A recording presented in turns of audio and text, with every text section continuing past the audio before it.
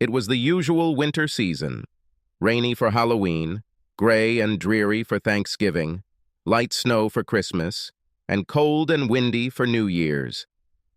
Finally, Valentine's Day was approaching, and Jane and I were going to have a nice evening of it.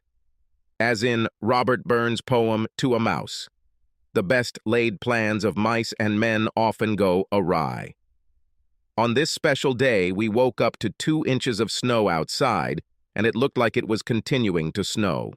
By midday, a foot had fallen, and everything started to close down.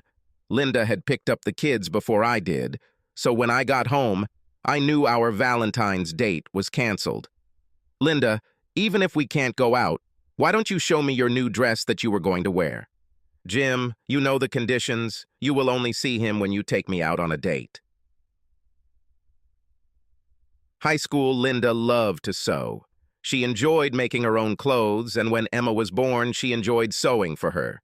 Anyway, she had a new dress, and I wanted to see it, but it didn't work out.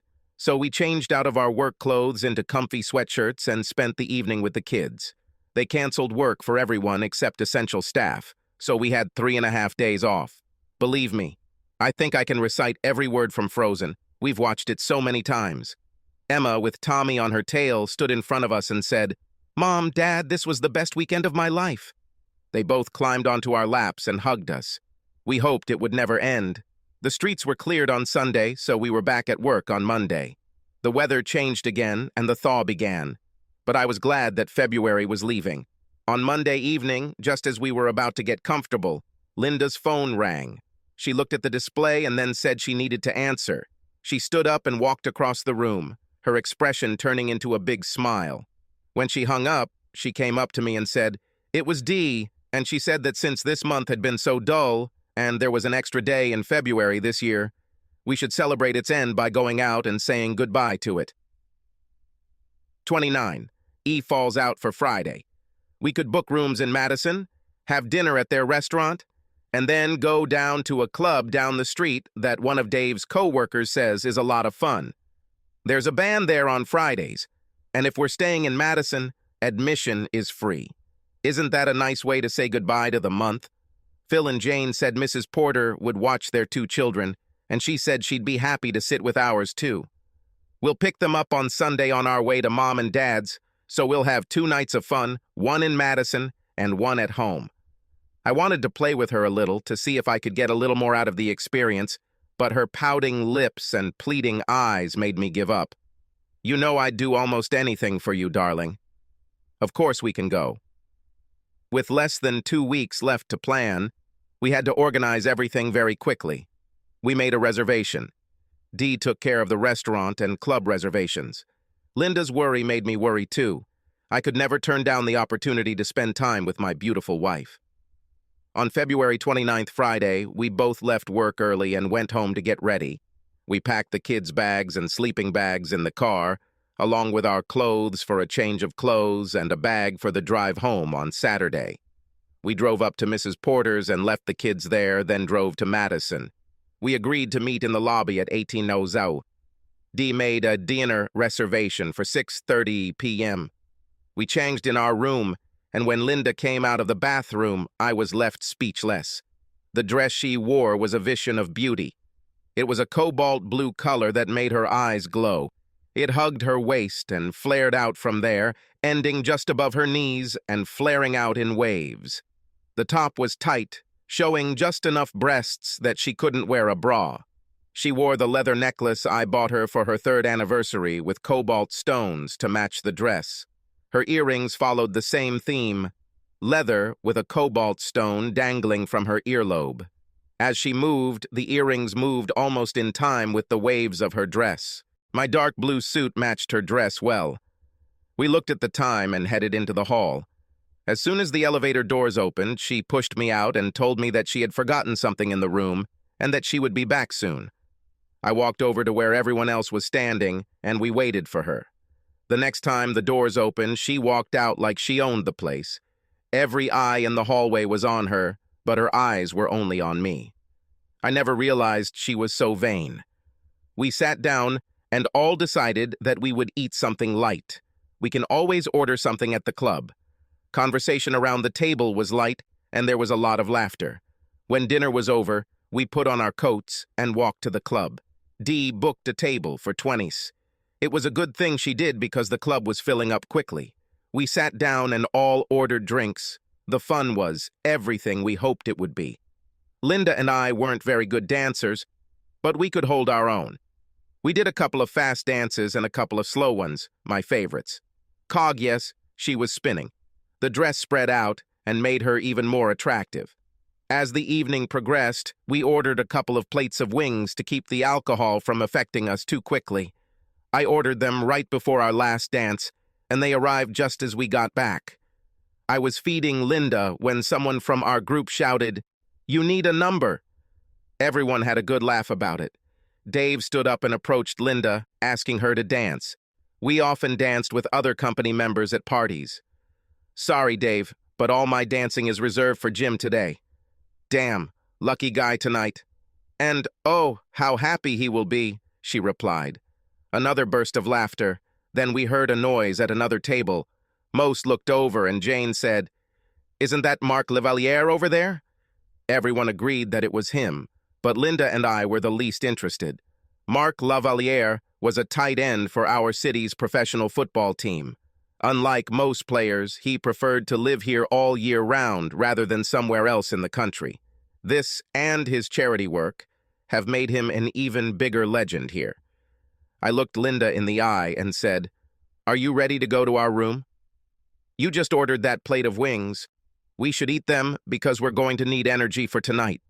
Suddenly, Dee said, "Look, he's coming here." Everyone froze, and from behind Linda we heard, "I'm Marc Lavalier. Would you like to dance?" Linda let go of my hand, turned to look at him, and simply extended her hand. She stood up and followed him onto the dance floor, and Dave said, "I thought you said all your dances were reserved for Jim. Now I'm really jealous." This caused another burst of laughter from everyone except me. She followed him onto the dance floor as if she was in some kind of trance. They did their dance, and when I thought she would come back, she stayed on the floor. I was about to get up, but Jane grabbed my hand and said, "It's just a dance, Jim. Give it to her this time." I relaxed, but this time turned into a third, then a fourth. The band leader, who seemed to be taking direction from Lavalier, began the slow melody next. Linda pressed herself against his body as if he belonged to her. When the second slow tune started, I stood up again, but this time Dee grabbed my hand and held it tightly. "It's just for one night, Jim. Leave it alone," she said. Her words confused me. I thought she was talking about dancing. Lavalier lowered his face to Linda and whispered something to her. She looked up and nodded. Lavalier looked at the band leader, nodded his head, and when the song ended, Linda returned to the table. When she returned, I whispered in her ear, "Is it time for us to take the next dance to our room?" She didn't answer. She was about to sit down when Dee announced, "Sorry, guys. I just need to go to the bathroom now. Linda, come with me, okay?" "Sorry, Jim, I need to freshen up too." She got up and left without answering my question. Of course, the conversation immediately turned to why no woman going out in public can go to the toilet herself. I was just beginning to wonder why my friends tried so hard to keep the conversation going when Dee came back alone. "Dee, where is Linda? Is she okay?" "Relax, Jim," Dee said, smiling. "She's fine. She just has things she needs to do." Our friends started teasing me. "You don't have to worry. She's a grown woman, you know." I waited about 10 minutes, and when she still didn't come back, I stood up, took the empty plate of wings, and headed to the bar. I approached one of the barmaids. "Sorry, but my wife went to the toilet about 15 minutes ago and hasn't come back. She never stays that long. Could you please check if she's okay?" The bartender looked at me like I had a third eye as I looked at the empty plate and said, "The wings were great, and she likes spicy food, but she gets a reaction every now and then. Really, I just want to know what's wrong." "She's fine. She's 5'3" and has brown hair." A voice behind me said, "She's fine. No need to check on her." It was Dee. Looking at the barmaid, she said, "It's okay. I'll take care of it." I wondered why the bartender was looking at me with sympathy and turned around, returning to the bar. "Where is she, Dee? She went to the bathroom with you, and now I don't know where she is. Let's go to the back of the bar where there's more privacy." She pulled me to the side where we were alone. She looked me in the eye and said, "Jim, Linda loves you. She loves you and the kids more than anything in this world, and always will, and you know it. But tonight she's spending the night with Mark. So on our special night, she left me for some nerdy jock." I looked at Dee angrily as I said these words. "Jim, she didn't leave you. She will come home to you tomorrow, and you will have many more special nights together." She couldn't even tell me to my face that she was leaving. She just snuck out the back door. "Jim, listen to me. She didn't leave you." "Well, if she didn't leave me, then where is she now? Obviously not with me, right?" I spoke louder and did not care who heard. "Please calm down. There are eyes on you. Look, I know this hurts you, but it's just for one night. Linda knows, we all know, that you're the only man for her, and always will be. You're a good guy." I couldn't take her condescending bullshit anymore. I turned and headed back to the table. As they approached, everyone fell silent.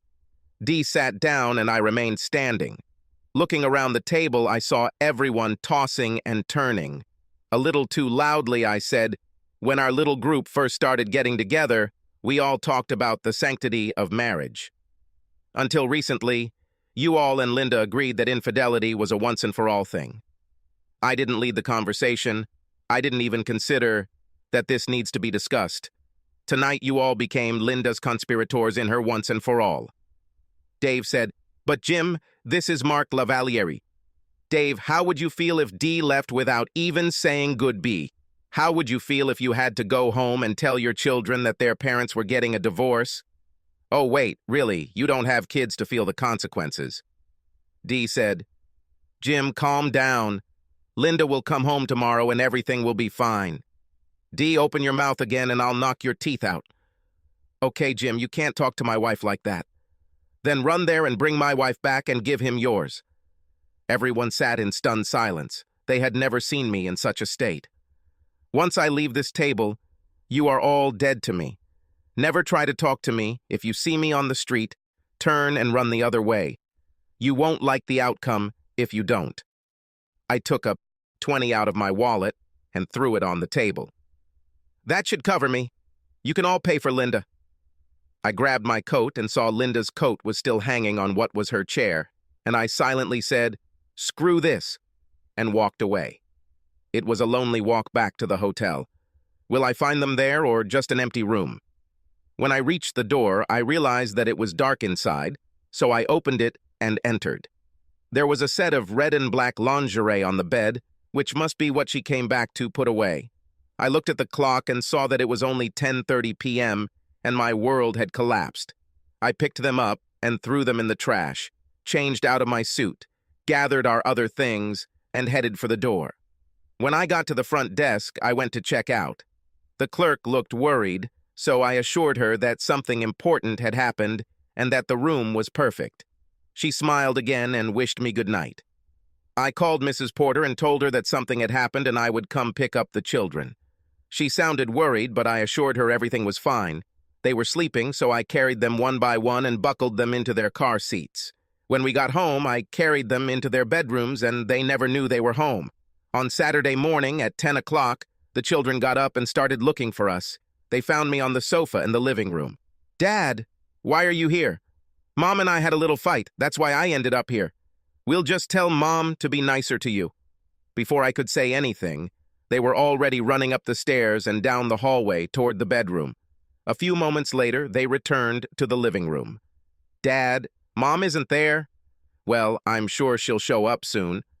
I gave them breakfast. When they finished, they came back and climbed in with me, each on one side.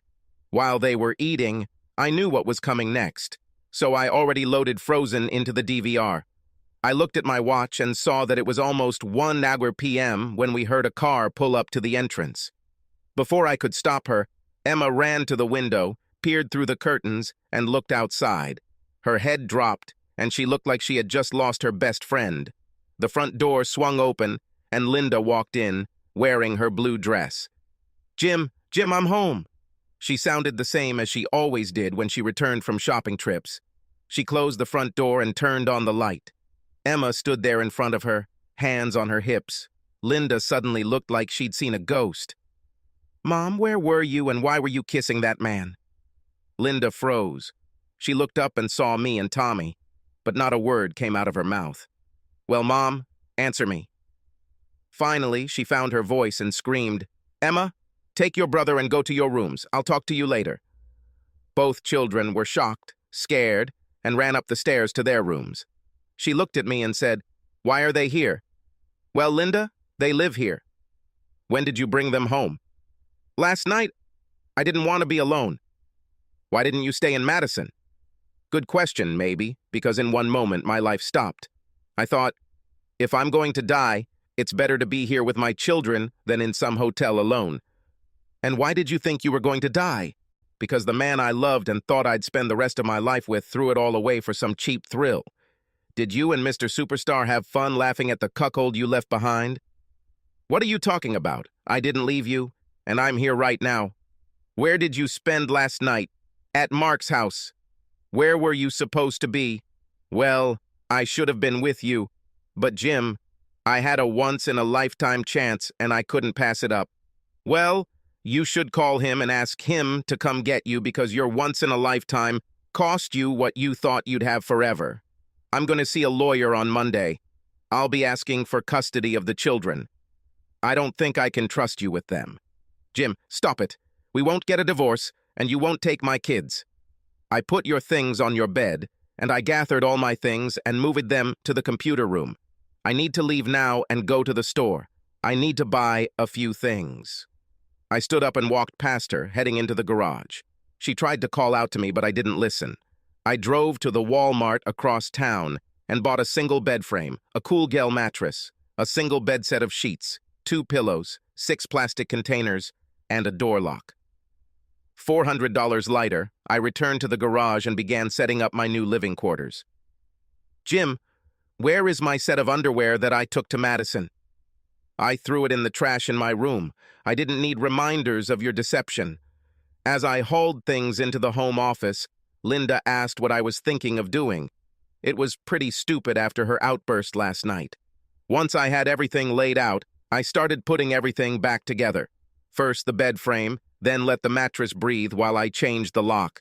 After I put my clothes in containers and made my bed, I noticed that it was already 5:30 p.m. I went out, closed the door, locked it, and went to look for the children. They were both in Emma's room, huddled together on her bed. "Hey, have you guys eaten yet?" They both shook their heads in response, so I said, "Where would you like to go?" It's been a running joke in our house since Linda and I first started dating. On our first date, we went to Wendy's, so both kids yelled, "Wendy's, put on your shoes and jackets and let's go." They are ready in no time. I decided that we would go inside for lunch.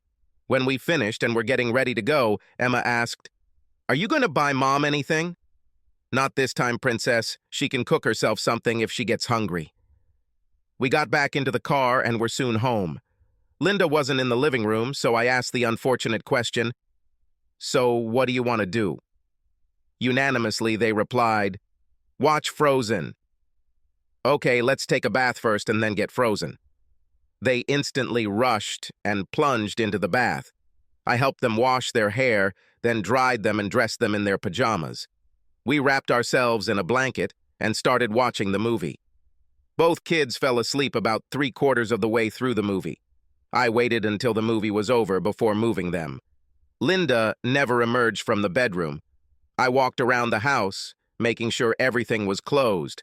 Went into my new room and checked my email and Facebook page. The email contained all the usual stuff, but there was a private message on my Facebook asking me to check out Jane Freeman's Facebook page. Jane outdid herself by talking about Friday night. She managed not to mention a single name, but that doesn't mean others reading her story didn't want to throw in their 2 cents. A woman I didn't know commented on this, giving names to the whole incident. Then came the insults. I was called a cuckold and a loser. Linda was rated even worse. I won't say that I now disagree with these names, but it still hurts to hear her called that. I stopped and thought about what my future would look like even if I got rid of this cheater. In any case, I will be considered a cuckold. I decided to make my own post to help ease the pain a little, so I typed it in and corrected it until it was right. Hello, Facebook fans. On Friday night, my wife decided to put me in my place. We went out with a few friends for what was supposed to be a farewell party to February, which we won't miss. Everything was arranged for a stay at one of the best establishments on Friday night. We had a wonderful dinner at their restaurant and then went to the club down the street. We had a drink and ordered wings. We danced and looked into each other's eyes, saying little words of love through them.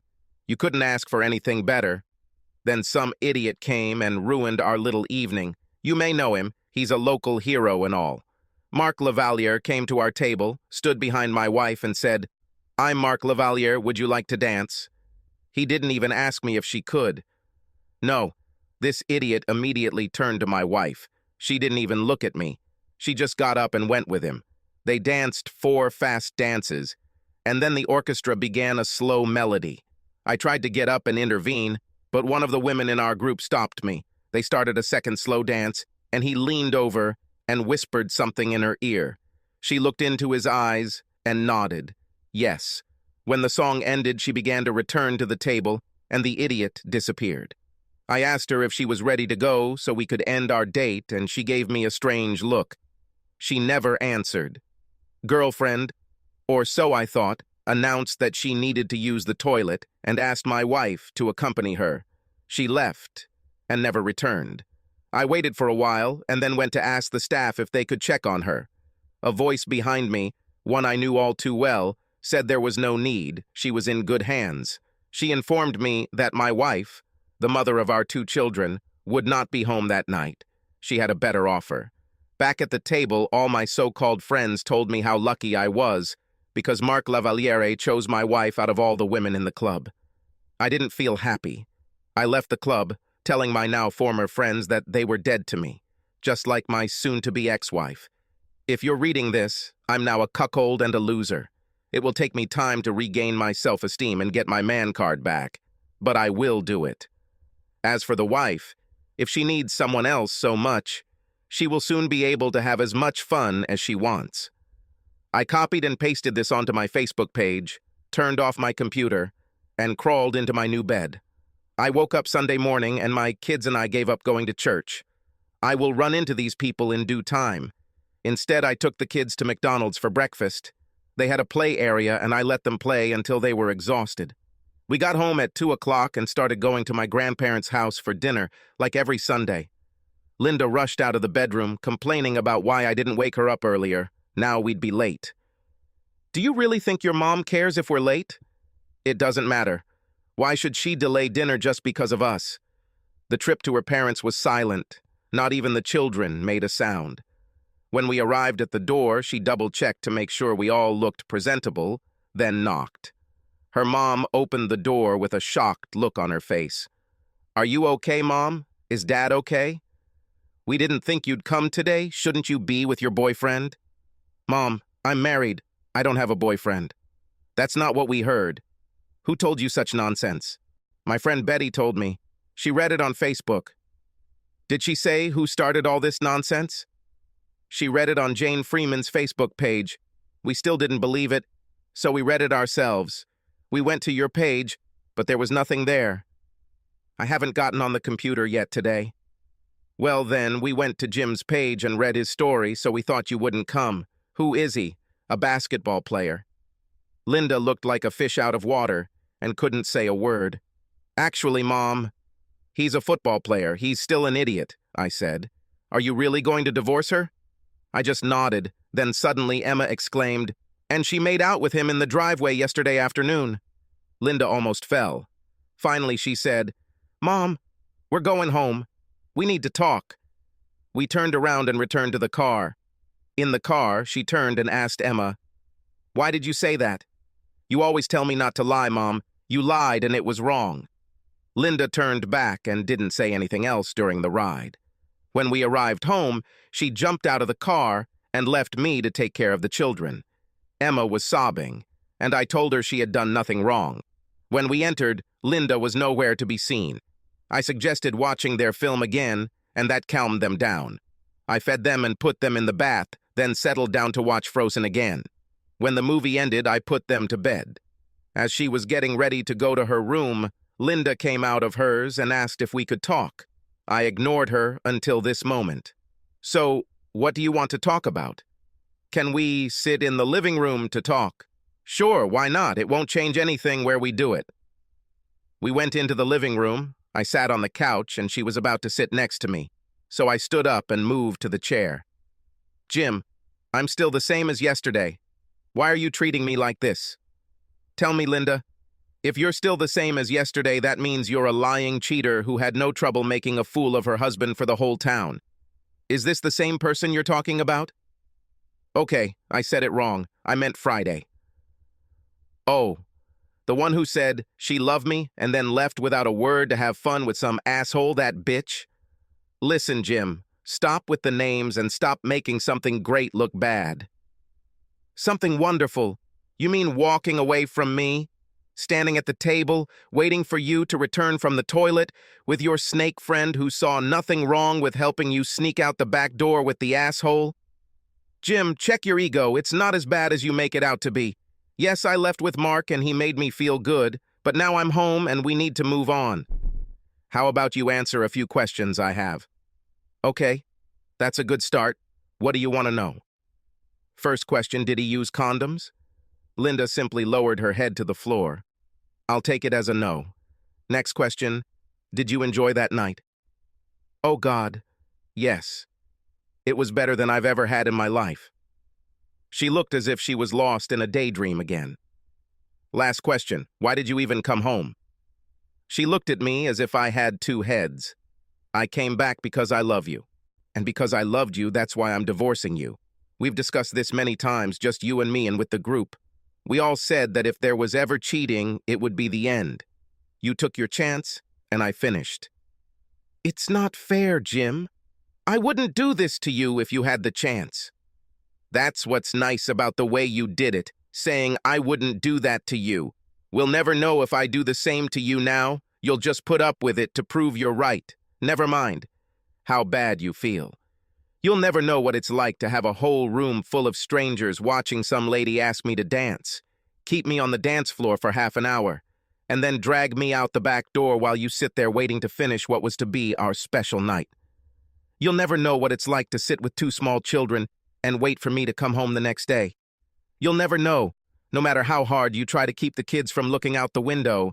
When I got home, one did come there and saw me kissing some stranger in our driveway, where it could have happened to see every neighbor. I guess you'll tell me you looked around before you did it, but that would mean you knew what you were doing was wrong if Emma saw you. Who's to say someone else didn't see you either? Judging by the sound of the engine and the way it took off, I'm sure it caught the attention of at least one of our neighbors. You see, Linda, you may get a pat on the back from them, but all I get is a chuckle behind my back. That's why, Linda, I will seek a divorce. I will ask for child custody, since this is not a no-fault divorce state. I will agree to extensive visitation rights, but you will not be allowed to keep them overnight if I find out that one of your future lovers is in the house. Why didn't you give me a chance to fight for you on Friday? I didn't want you to make a scene and get punched in the face so I could end up leaving with him anyway. Who are you to say that I'll get punched in the face? Come on, Jim. Look at you and him. He's twice your size. Sit here. I want you to see something. I stood up and went to my room and then came back with 2 sheets of paper and handed them to her. What is this supposed to be? Read the top of the first page. Okay, so these are Mark's stats. So what? Look at the second page. Okay, these are your stats from the gym. So what? How much does it say he can lift on the bench? Let's see. It says 250 pounds. How much do I have written? It says 245 pounds. So you think that just because this asshole can lift 5 pounds more than me, he will beat me in a fair fight? Yes, he may be a few inches taller than me, but again, that doesn't mean anything. Listen, Linda, you can't have it all. You chose to make me a fool. Your friend chose to make me the laughingstock of the world by bragging about it on Facebook. Now you can have what you want and do what you want whenever you want, just not here. Jim, I want to spend the rest of my life with you and the kids. You should have thought about this on Friday night. Look, I saw your face when I asked you to leave with me. You had already decided to go with him. The real question, Linda, have you ever thought about children? Her sudden sigh told me everything. You haven't even thought about the children even once. God forbid, if something had happened to them, how would anyone have contacted you? What would you have done if we weren't here when you finally came home yesterday? The problem here, Linda, is that like all sluts, you didn't think with your head. Well, you lived your fantasy. Now get ready to live your nightmare. I stood up and headed back to my room. Before I got there, I turned around and said, if you're planning on staying in this house with us, you need to go and get tested for STDs and stuff. HIV can take up to 6 months to show up after you've been infected. Not funny, Jim. Mark is a professional footballer. I'm sure they get tested regularly. In case you haven't noticed, his season ended on December 29th. That was over 3 months ago. Do you still think he's getting tested regularly? Besides, they only test for performance-enhancing drugs. I went into my room, closed it under the door. I opened my Facebook page and saw 50 new friend requests, mostly from women. At this point in my life, I had nothing to lose, so I accepted them all as friends. I looked at the reactions to my post, and they were very different. I needed a plan for the future, so I spent the next 2 hours writing down the pros and cons of my new life. Linda and I had an active sex life, but my priority now had to be Emma and Tommy. Could I give up sex for them? Only time will tell. I had enough money that we could live without Linda's income. It would be tough, but we could manage. If I hadn't had children, I don't know what I would have done. I got up early. The bed wasn't as bad as I thought, but buying a thicker mattress made all the difference. We usually woke up the kids together, but if we got divorced and I was the only one taking care of them, I'd have to get used to doing everything myself. I woke up both children and got them ready. School for Emma and preschool for Tommy. They both stayed at school after school until one of us came to pick them up. They had a lot to do. Breakfast finished, I loaded them into my truck and hit the road. We never saw Linda. When I arrived at work, ridicule and jokes began. There was a soccer ball and a pack of condoms on my desk. I decided to put an end to this, so I took condoms and glued them to a piece of paper. I wrote underneath them, "They didn't use them," and posted it on the information board. I kept the soccer ball to piss off whoever paid for it. When I left my office for a break, the condoms were gone and no one looked me in the eyes. I went to my boss's office and asked if I could talk to her. "How can I help you, Jim?" "Ruth, I'd like to take the next 2 weeks off. I'll finish this week, but I have a lot to do." So bad. I guess you'd have to be in my shoes to get the whole point. But the idiot just walked up, ignoring everyone at the table except Linda. And when he asked her to dance, she didn't hesitate to let go of my hand and take his. She didn't say a word. To me, it was as if I didn't exist. When she returned to the table, I asked her to leave with me, and she slipped away to the toilet with one of the ladies at the table. That was the last I saw of her until she came into the house on Saturday afternoon. Emma, our eldest, ran to the window and watched her mother kiss some idiot on our porch. She has no remorse for what she did, and I don't want to live in the shadow of her one-time adventure. I hope that the divorcee will be started and some new order will be established by then. Jim, we've been discussing the idea of remote work for some of our employees. Essentially, you'll be doing the same thing you do here, just from home. You'll be able to take the kids to school and be with them when they get back. You'll need to come here, once a week for a few hours, but they will be at school at that time. We can come up with something different this summer. Would you be interested in something like that? Ruth, you are a savior. If you weren't married, I would marry you in a heartbeat. Jim, you flatter me, but I think the 20 years I have on you and the fact that Bill wouldn't approve might cause problems. You're pretty up to date, so why don't you take the rest of the day off and do what you need to do and come back tomorrow and we'll have your new laptop ready. Thank you, Ruth. You have no idea how grateful I am to you. I won't let you down. I returned to my office turned everything off and left. When I arrived home, Linda's car was there, but she wasn't there. I went into my room and turned on the computer to start researching the divorcee. I did a lot of research and found that I didn't even need a lawyer if everything was split equally. Custody of the children will be determined by a judge, but that won't happen soon. We may have to go through counseling, but that won't be a problem. I feel mentally well, and my change in job status will allow me to be a full-time carer. Everything I read said not to move out of the house, as it could come back to haunt you later. I started acting online and decided to let the tokens fall as they fall. The next big problem was money. I went to the bank and took a third of the funds from the account and opened a new one in my name only. Since Linda wasn't there, I couldn't open an account in just her name, but I could open a second one in both of our names. After the accounts were opened, I removed my name from the original one. When I got home again, her car was still in the garage, but I didn't see her anywhere. I still had things to do, so I wasn't paying attention to where she might be or what she might be doing.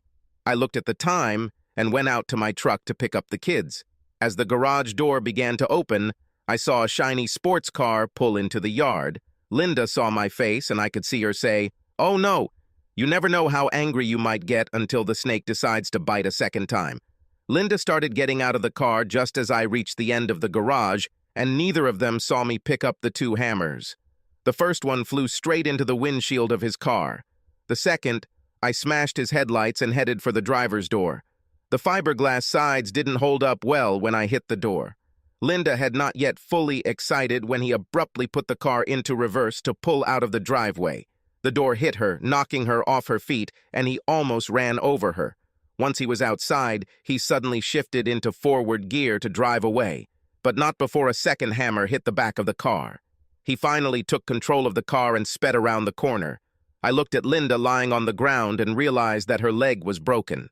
I went out, picked up my hammer, came back and picked up a second one, put them away. He picked her up and put her in his truck. While I was taking her to the hospital, I called her mother and asked her to pick up the children. "What happened, Jim?" "Well, Mom," and I told her the story. "Looks like she has a broken leg and who knows what else. If you and Dad can get the kids, I'll get them as soon as I can. Do you want us to come to the hospital?" "Not yet. If I have to leave her, I'll call and let you know. If the police show up, then who knows. I love you, no matter what happens." "We love you too, Jim." At the hospital, Linda was still in shock, so I was the only one who could yell. They looked at me suspiciously, as if I had done it, so I decided not to hide it and told them how it all happened. They considered it a crime anyway, and wanted to report it to the police. After they took my testimony, they hesitated about what to do. The bastard wasn't here to file a complaint against me, and if they had filed a complaint, the big hero would have gotten in trouble for committing a hit and run, so they left it alone for now.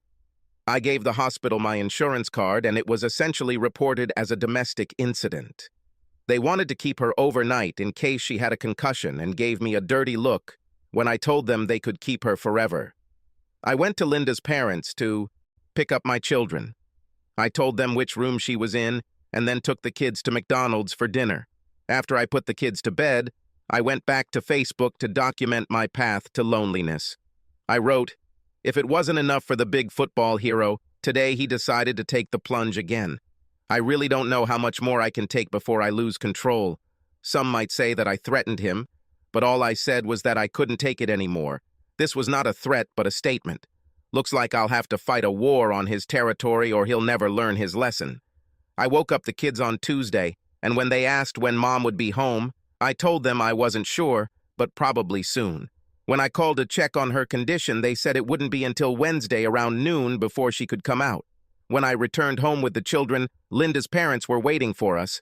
I invited them inside and the children went to their rooms to change. "Jim, she looks bad. What are you going to do?" "Mom, my boss has changed my work status. I will start working remotely in 3 weeks. I have the next 2 weeks of vacation. I have been researching divorce laws in our state and feel that I can get custody of the children if I give her extensive rights to meetings. I moved all my stuff into a home office and she can stay as long as she wants. but there will be rules for both of us. If she breaks a rule, she will be kicked out. Her little stunt yesterday will no longer be tolerated. I have divided all our money into 3 parts. She will have her own account and be expected to contribute to the family fund while she lives here. I can't think of anything else. I'm being fair to her, much more than I should be. We agree, son. For what it's worth, she said nothing happened between them yesterday. If you want to believe her, that's fine. Just know I got home at 10:30 a.m. yesterday. I was on the computer until about noon when I went to the bank and then came home. It was about 3 o'clock when I got out to get in my truck to pick up the kids. I know you're smart enough to know that 4.5 hours is more than enough time to get dirty. Want to see her underwear for more proof? She was returning home just to pick up the children. She didn't expect me to be here. Do I need to say anything else? No, son. You stated your case pretty well. Take care of yourself. They left, and I made the kids dinner and got ready for the long drive. When I arrived on Tuesday, Ruth had outdone herself. She had a Surface Book 3 with a 15-inch touchscreen. It also had an additional 24-inch monitor. I could work from anywhere in the house. I thanked her again. On Wednesday, I picked up a set of clothes for Linda to wear home, took them to her room, and then went downstairs to sign her out. I was still surprised that the police didn't come back to pick me up. When she was pulled to the side of the road, we still didn't say anything to each other. I brought her home, walked up the stairs, and put her in her bed. It would have been better if she had used my room downstairs, but no. I'll be right back with your lunch if you need to use the bathroom. Here's the sink I picked out for you and some wet wipes. They said you had bruised ribs in addition to a broken leg. I charged your mobile phone and it's sitting right on your nightstand. I need to get back to work now. Jim, we need to talk. No, Linda, we both know. Any conversation had to take place before Friday evening. There's nothing you can say right now that could change my mind. Jim, nothing happened on Monday. It was like nothing happened on Friday night. Do you want me to send your underwear to the laboratory so that they can confirm their assumptions? Look, Jim, it was just a mistake. He called and said he wanted to talk about Friday. The situation simply got out of control and will never happen again. You haven't realized yet that I don't care anymore. You said Friday has passed and now it's Monday. What will happen next time? Then why did you react so strongly? You just don't understand. First, you disrespected me on Friday night. Then you disrespected your family by allowing him to take you home and kiss you in front of your daughter and everyone else. Then on Monday, you went out with him again. You could have just told him no over the phone. Right now, if he said jump, you would do it. The funny thing is that instead of protecting you, he ran away, almost running over you. How long do you think you would have been lying in the driveway if I hadn't taken you to the hospital? Linda, I don't have anything left in the tank for you. I'll take you back to whatever the new normal will be someday. If you plan to stay here, you'll have to keep paying your share. But if you don't want to pay, then we can either move you back to your parents or anywhere else you want. I went down and made her soup, a sandwich, and a glass of tea. I brought it to her, held it up, and opened the curtains to let some light into the room. Linda, I have to tell you, I asked you to get an STD test while you were there. The results will be sent here in a little more than a week. Until we get the results, I don't want you to kiss any children. I'll tell the kids it's because of your ribs. I turned around and went to leave. I heard her sobs as I closed the door. When I left, I knew that Mr. Mark Lavaliere would have to pay one way or another. When I went to get the kids, I told them that Mommy was home, but they needed to refrain from jumping on her until her ribs healed. When I got home, I took them to her place and saw that she was using the chamber pot. So while they were talking, I put it away. I returned the tray of food to the kitchen and poured her some fresh tea and a bottle of water. I told the kids to call me when they were ready for snacks and left the room. Back in my room, I opened my Facebook page. I had a private message from a guy I became friends with a couple days ago that said, "He did the same to me. If you are planning to do something, can I help?" I answered, "I'll keep you in mind." Sitting there, I went over everything that had happened. The main thing I found out was how easily the orchestra conductor adjusted to the fact that the asshole needed to carry out his little seduction. Was Chez Pierre his hunting ground? If so, how often did he use it? I sent another question to my new friend on Facebook. If you don't mind, can I ask how he did the same to you? I left the question fairly vague in case it was just someone looking to feel part of a group. He answered faster than I expected. I was with my wife and a couple of friends. It was the Friday after New Year's. My wife looks good, but not stunning. However, that night she was one of the best there. She went to dance with him and never returned to the table. He returned home on Saturday afternoon. As they left the club, the rest of our group told me how lucky I was that he chose my wife. Life at home has not been very good since then. I asked, "May I ask where this happened?" "Chez Pierre," he replied.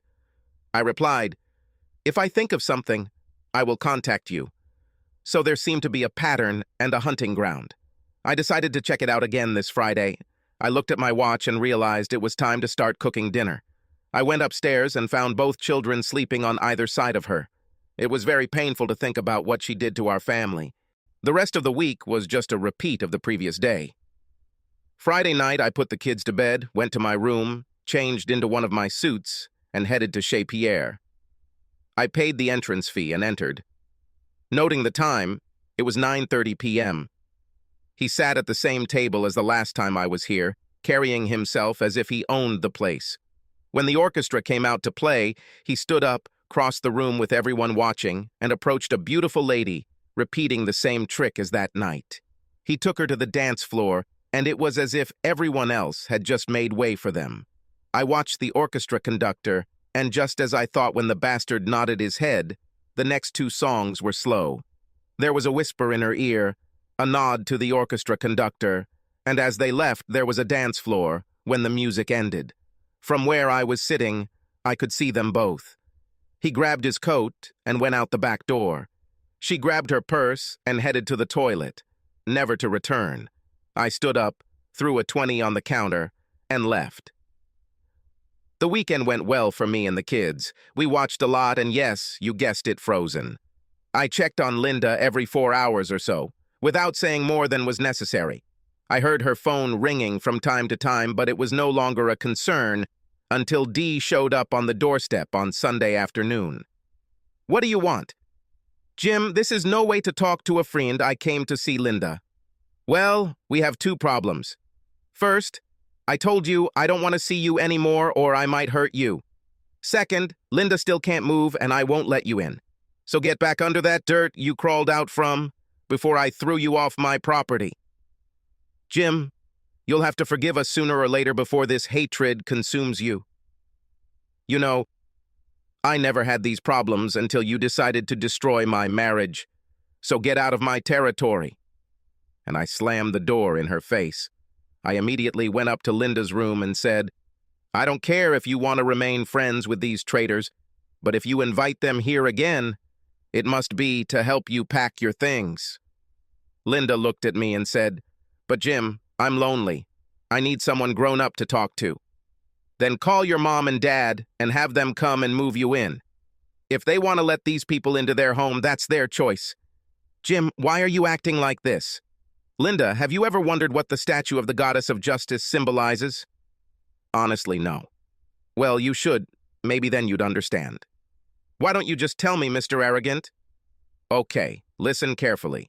First, she has a blindfold on her eyes, which symbolizes that everyone is treated equally before the law, regardless of your status. Next, we will go down to the statue. There you will find a snake under a book under her foot, which indicates that justice will be applied to evil, as stated in the Constitution, the book on which it stands. Next is her sword in her left hand, which symbolizes punishment. It can be swift and final by law. The last stop is the scales of evidence. Evidence must be weighed and balanced based on its merits. Linda, you and the asshole have tipped the scales. Bye, they won't be balanced. We won't be able to continue. Before you say anything, yes, I could go out and have fun with someone to try and get revenge, but that wouldn't work. You'd have to feel the same pain as me for it to work. But you don't regret what happened, even after he sent you to the hospital. It was your fault, Jim. If you hadn't threatened him with the hammer, this never would have happened. And if he had been courageous enough, this wouldn't have happened. Linda, all this nonsense is your fault and his. Deal with it. I have divorce papers. Everything has already been drawn up and you can go on and do whatever you want, just not with the children. You want to keep this bunch of cheap, shitty friends, okay? Not here. The day will come when you realize what you have done, but you will find that it is already too late. Tell your friends never to come to my house again. On Wednesday, she was at home for a week. A letter arrived from the hospital saying she had gonorrhea. When I gave her the letter, she almost fainted. I called the doctor to find out what she needed to do for treatment. She will have to take a single dose of 250 milliliters of ceftriaxone intramuscularly and 1 g of azithromycin orally. They said I could pick it up at the hospital pharmacy because she had a broken leg. I loved all the points this asshole scored. I messaged my new friend on Facebook and told him they should go and get tested. He responded thanking me. Now I was more determined to get revenge on this asshole. On Friday night, I returned to the club. When he separated the sheep from the flock, I got out, got into my pickup truck, and drove to the back of the club. There was a big caddy sitting right next to the door. I turned into an alley and waited for him to come out. A woman who looked like Dee appeared, and he walked away with me, following. I stayed far enough away and let 1 or 2 cars get between us so he wouldn't know he was being followed. When he pulled into the driveway of the house at the top end, I just kept walking. I turned around and, returning to him, wrote down the address. I drove home, went into the county registry, and entered the numbers. When I looked it up, it belonged to some charity.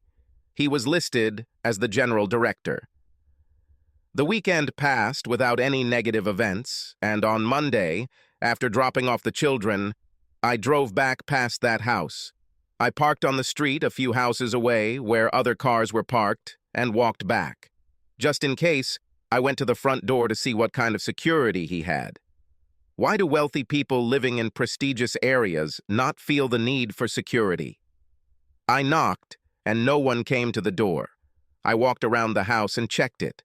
I calculated the distance from his sliding glass back door to the front door. I found where his power supply was, then went back to my truck and drove home. As I was driving home, I passed a co-op store. A sudden idea came to my mind. I drove up and went to a store that sold electric fence parts. When all was said and done, I spent $600. I bought everything I needed to wire his front door and sliding glass door from the street, then stopped at Harbor Freight for a buzzer and a very bright flashlight, and I was all set. Now everything depended on Friday evening. As the week passed, Linda seemed to become increasingly depressed. The price you pay when you want to play. I never stopped caring about her. I just didn't go out of my way to talk to her. I only answered her questions when asked, or when I asked her what she wanted to eat. I called her boss on the Tuesday after the accident and told her the latest news when I brought her home. She had 6 weeks of sick leave, but she wouldn't be back at 8. She'd have to treat it as unpaid or vacation, but they will keep her job for this period. Friday has finally arrived. Everything was in the back seat of my truck when I left the house around 9. This time, I didn't have to go inside. I just had to wait in the back. As I sat there, I thought back to the last few Fridays. Lavaliere seemed to pick its victim around the same time the orchestra returned at 10 p.m. The dancing lasted about half an hour, and then they left, so predictably. Like clockwork, he left at 10:30 p.m., followed by her. It was hard to see at that distance in the darkness, but somehow she looked familiar. The 20-minute drive to his house, parked outside in the driveway and walked in through the front door, all too easy. While I was sitting in my truck, the light came on in the front bedroom. Now I knew where he did his deeds. I changed into my black shirt and pants and pulled the full balaclava mask over my head. The curtains were open so anyone who came could see right in, and I did this with my Nikon camera with night flash and high-speed film. I took many pictures of him with his lady. The lights went out around 00:30, so I waited until 01:00 to begin my attack. I covered the back of my truck with a cover so the taillights wouldn't be visible when I pulled into his driveway a little bit. His grass was as soft as I had hoped and damp, making it easier to hammer in the piece of rebar. I unrolled 16-gauge wire to his front door and cut it off, then wrapped it around the door handle. Back at the truck, I hooked it up to a Datamars 2-joule energizer. I ran a second wire to the back door and connected that as well. Taking the ground wires, I connected them to the fixture and battery. I returned and turned off the main switch, leaving the house in complete darkness. Back at the truck, I grabbed the speaker and my 100,000 lumen flashlight and stood about 15 feet from the window. At exactly 2 o'clock, I turned on the flashlight, pointed it at the window, and said into the loudspeaker, "Come out, you son of a bitch. Bring my wife out here right now. I'll beat you so bad that people will see what you're really made of." Yes, it was just a bluff. It wasn't my wife there. It was the police chief's wife. They both woke up disoriented and stumbled their way to the front door to get away from the light. I could hear them hitting the walls because they couldn't turn on the lights because there was no electricity. Someone, believed to be Lavaliere, grabbed the front door handle and screamed in shock. I heard another scream, presumably from the back door, then a loud sound of glass breaking. I ran back to the truck and threw the speaker and flashlight into the back of the truck, disconnected the battery and pulled out the wires and fittings, then threw them in too. I took my stun gun and went to the back door to turn the breaker back on.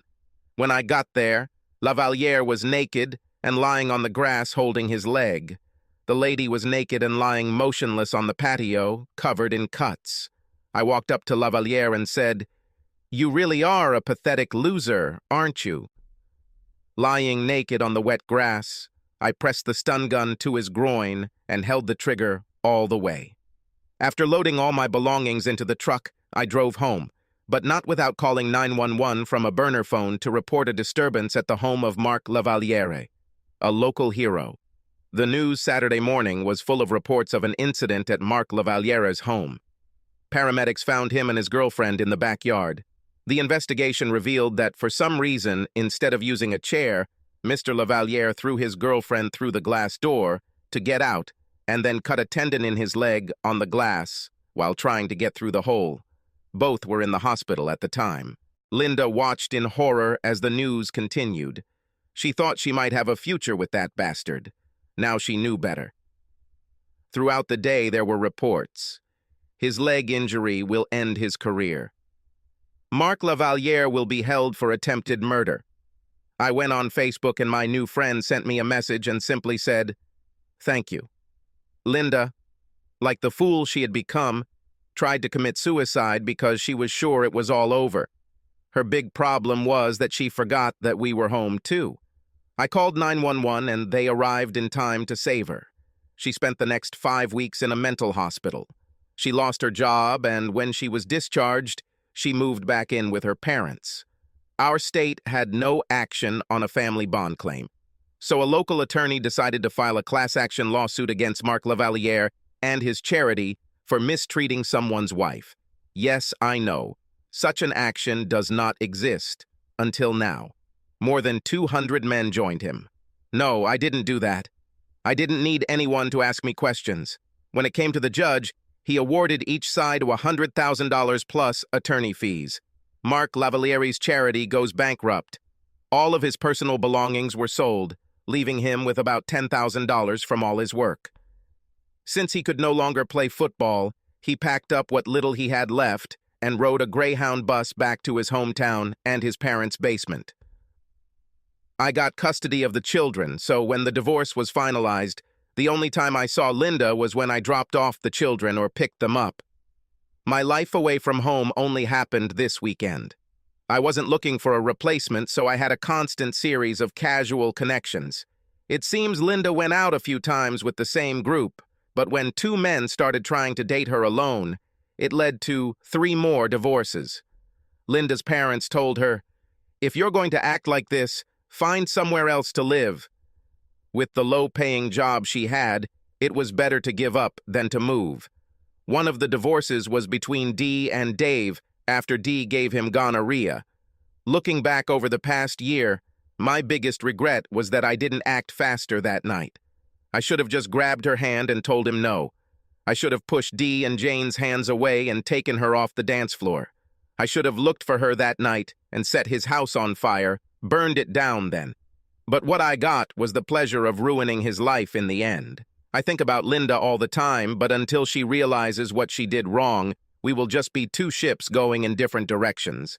As for next Valentine's Day, I think I'll just stay home with the kids and watch Frozen and now Frozen 2. Subscribe to our channel so that your second chaff doesn't cheat on you, and go ahead and listen to the next story, because this story is nothing compared to the next one. If you're under 18, don't even think about listening to the next one.